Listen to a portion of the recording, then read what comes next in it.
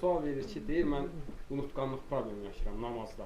Yəni qılıram, yadımdan çıxıb 3-cü rükətdəyəm, ya 4-cü rükətdəyəm, ya qılıb qurtaran bilmirəm, 3 rükət qıldım, 4 rükət qıldım. Yəni deyir bu problemi nətər aradan qaldıra bilərəm?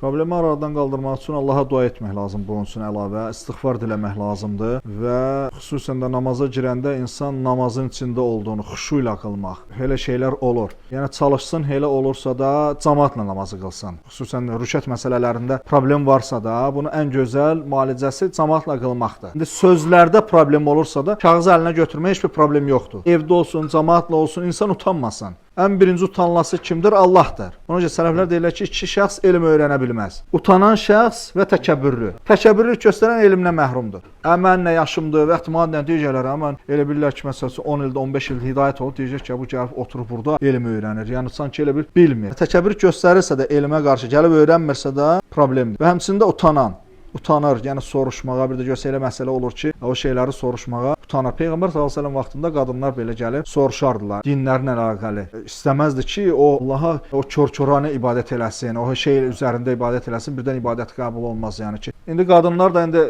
elm tələbələrinin zövcələri var, xanımları və onların vasitəsilə soruşur. Biz demirik ki, qadınlar da gəlsin kişilərdən birbaşa soruşsun. Hətta lap zövcələri elm əhli olmasa da, onun əri bilir də, ərindən soruşacaqdır. O da onu cavablandırır, o da təzədən ona cavab verəcəkdir belə.